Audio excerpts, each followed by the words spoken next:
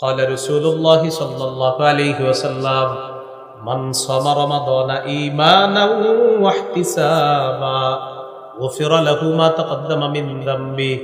যে ব্যক্তি ঈমানের সাথে সওয়াবের আশায় রমজানের রোজা রাখলো তার আগের সব গুনাহ মাফ। তিরমিজির 614 নম্বর হাদিস। قال رسول الله صلى الله عليه وسلم الصوم جنة حصينة।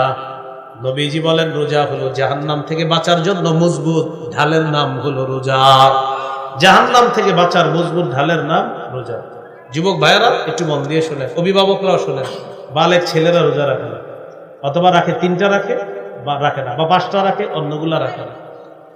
তিরমিজির 723 নম্বর হাদিসে আছে, কেউ যদি ইচ্ছাকৃতভাবে কোনো বালেক মুসলমান ইচ্ছাকৃতভাবে একটা রোজা না রাখে, শরীয়তের বিধান কাফারা কয়টা? 60টা। এটা একটা বিধান শরীয়তের।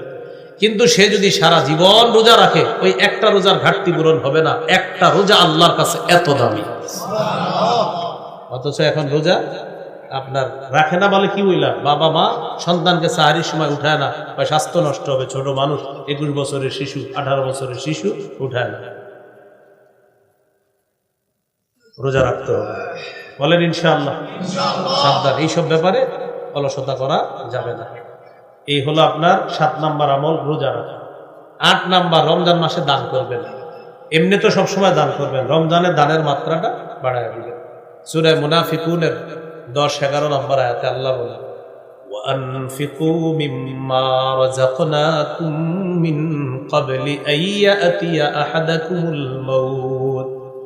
তোমাদের কারো কাছে মৃত্যু আসার আগে তোমরা আমার দেয়া রিজিক থেকে দান করো। فيقول رب لولا أخرتني إلى أجل قريب।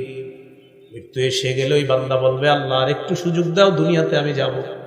আল্লাহ বলবেন কেন? ওই ব্যক্তি বলবে, ফাআসসাদদাকু, আমি দান সদকা করব, ওয়া আকুম মিনাস সালিহিন, আমি নেক কাজ করব, ভালো মানুষ হয়ে যাব।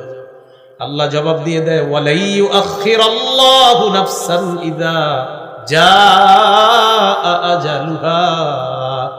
মৃত্যু এসে গেলে কিছুতেই আল্লাহ কাউকে আর সামান্য সুযোগ দিবে না। নাউজুবিল্লাহ। মৃত্যু আসলে একটু সুযোগ দিবে না। তো মৃত্যুর আগে কি করা? দান করা। এগুলো 8 নাম্বার। 9 নাম্বার, নফল ইবাদত বেশি করা। কি ইবাদত বেশি করা?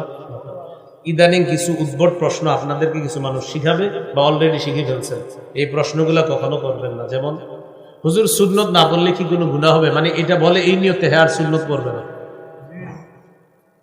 কি বলে? সুন্নত না বললে কি কোনো গুনাহ হবে? এটা এই নিয়তে করে, মানে উনি সুন্নত পড়বে না।